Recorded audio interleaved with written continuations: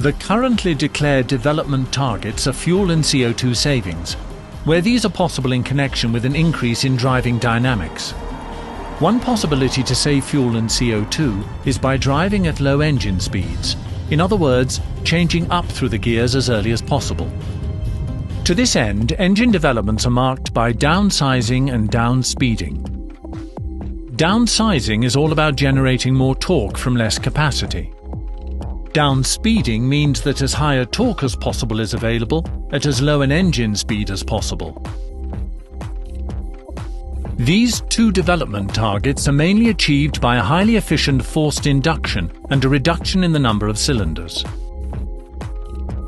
Modern supercharged diesel and petrol engines already supply a very high torque at lower engine speeds.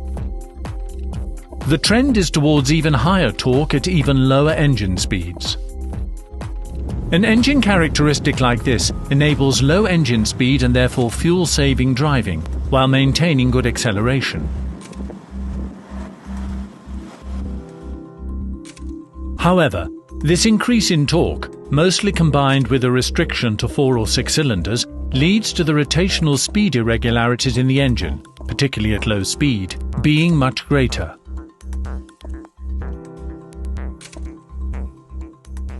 What causes these engine rotational speed irregularities? On a reciprocating piston engine, the pressure gradient in the cylinder during the 4 cycles produces an uneven torque on the crankshaft. On each work cycle, the combustion of the fuel-air mixture greatly accelerates the crankshaft. During the other 3 cycles, the crankshaft decelerates, sometimes strongly and sometimes less strongly. To enable the engine to mainly run smoothly at lower speeds, a centrifugal mass, the flywheel, smooths out these rotational speed irregularities to a certain extent. A 4-cylinder, 4-cycle engine has a firing interval of 180 degrees. This means that 2 work cycles take place during 1 crankshaft revolution. For example, if the 4-cylinder engine runs at 3000 RPM, there are 6000 ignitions per minute. This corresponds to 100 ignitions per second. The engine rotational speed irregularities are therefore very slight. The lower the engine speeds, the clearer the engine rotational speed irregularities appear in the form of torsional vibrations. At 1200 RPM, there are approximately 40 ignitions per second. This means that a work cycle only occurs every 25 milliseconds. The engine rotational speed irregularities, and therefore the torsional vibrations, are very marked in this engine speed range. If these torsional vibrations are transferred to the gearbox without being damped, resonance vibrations arise in the gearbox and in the drivetrain. In turn, these resonance vibrations cause boom and humming noises or gear rattle. In addition, higher resonance vibrations can damage the components in the gearbox and drivetrain in the long term. Without appropriate damping of torsional vibrations, the driving comfort at low engine speeds is unacceptable, and low engine speed fuel-saving driving is not practical. To date, the torsional vibrations could be reduced with dual-mass flywheels, to the extent that comfortable driving at low engine speeds was possible. Alongside the engine speeds and number of cylinders, engine rotational speed irregularities greatly depend on how much torque the engine can produce at low engine speeds. Modern petrol and diesel engines, which produce a high level of torque at a low engine speed, cause greater torsional vibrations than engines that produce less torque at the same engine speed. These high-torque engines place very high demands on torsional vibration damping.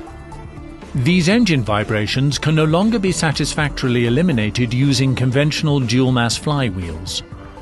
An innovation to efficiently eliminate engine torsional vibrations is the dual-mass flywheel with centrifugal pendulum absorbers. In contrast with the previous dual-mass flywheels, the dual-mass flywheel with centrifugal pendulum absorbers is even better at reducing engine torsional vibrations.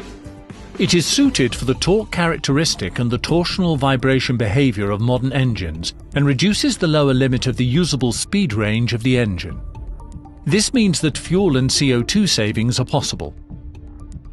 How does a dual-mass flywheel with centrifugal pendulum absorbers work? The centrifugal pendulum absorbers are an additional functional unit in the dual-mass flywheel and complement the torsional vibration absorbers used to date. On the dual-mass flywheel with centrifugal pendulum absorbers shown here, made by Scheffler-Look, there are 4 pendulum masses on the secondary side. These are the centrifugal pendulum absorbers. The bowsprings used to date are the primary element used to absorb relevant vibrations, while the remaining engine rotational speed irregularities are effectively eliminated by the pendulum masses. The pendulum masses are arranged at 90-degree intervals and are mounted so that they can oscillate freely in the direction of rotation. The weight of the pendulum masses and the curved radius of the bearing track are precisely coordinated to the torsional vibrational behavior of the engine, so that they oscillate contrary to the torsional vibrations of the engine. With this opposing effect of the pendulum force, the disturbing torsional vibrations of the engine are reduced very effectively upstream of the gearbox.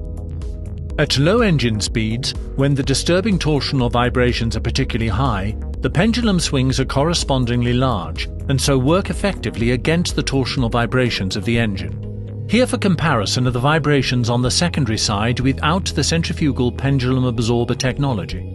With increasing engine speed, the torsional vibrations of the engine become weaker and have a higher frequency.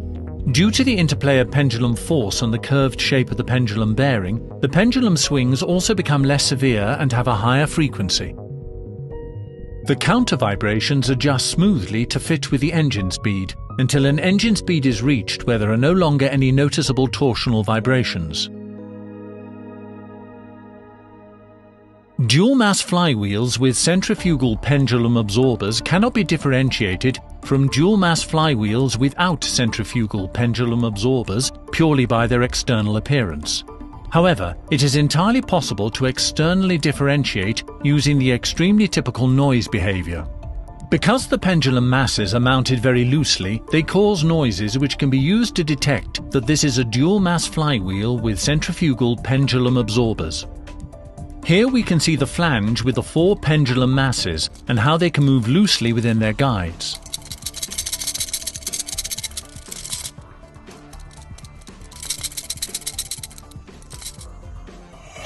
If we turn the dual-mass flywheel in the gearbox, we can hear the typical noise of the pendulum masses quite clearly.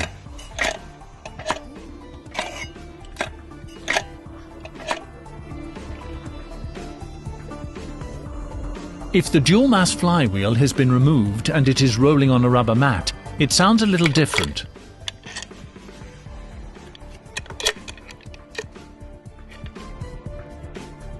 Above a speed of approximately 60 rpm, the pendulum masses are pressed so strongly into their guide tracks that they no longer emit any noises.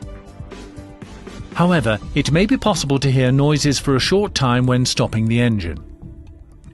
If the dual-mass flywheel is shaken forcibly, the pendulum masses and the impact noises from the secondary masses can be clearly heard. In general, a sideways play of the secondary masses can be noticed on any removed dual-mass flywheel. As the secondary mass is not supported in the removed condition, the noises and the sideways play are insignificant. All these noises we have shown result from the technical relationships displayed and represent the best available technology. As with almost every dual-mass flywheel, the dual-mass flywheel with centrifugal pendulum absorbers also has torsional backlash. The secondary mass can be twisted by approximately 10 degrees relative to the primary mass until a clear resistance can be noticed. It is only now that the torque has an effect on the springs. Further rotation occurs contrary to the spring forces.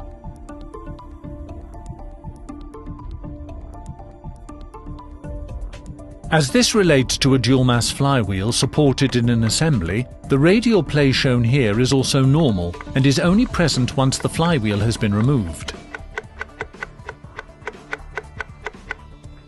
In the installed condition, the secondary side sits on the input shaft, while the primary side is connected centrically to fit precisely with the crankshaft. More interesting information about dual-mass flywheels and assessing damage to them can be found in the following Audi Service TV programs and in Self-Study Program number 142. Let's summarize the topics again. With centrifugal pendulum absorber technology, engine rotational speed irregularities are eliminated more effectively than was possible with conventional dual-mass flywheels. In each case, the dots mark the engine speed above which comfortable driving is possible. Centrifugal pendulum absorber technology is particularly effective on low-consumption and high-torque engines with a low number of cylinders, as these naturally run less smoothly. Centrifugal pendulum absorber technology enables low engine speed and economic driving with high acoustic driving comfort. The fuel consumption and CO2 emissions can be reduced as a result of this. Centrifugal pendulum absorbers are not used instead of the dual-mass flywheel, but instead are integrated as an additional functional unit. The advantages of centrifugal pendulum absorber technology will in future also be used in torque converters in multi-ratio gearboxes.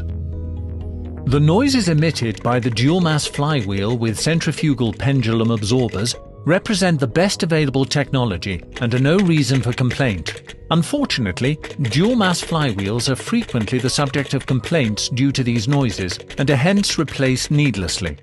Please observe these notes when processing such complaints.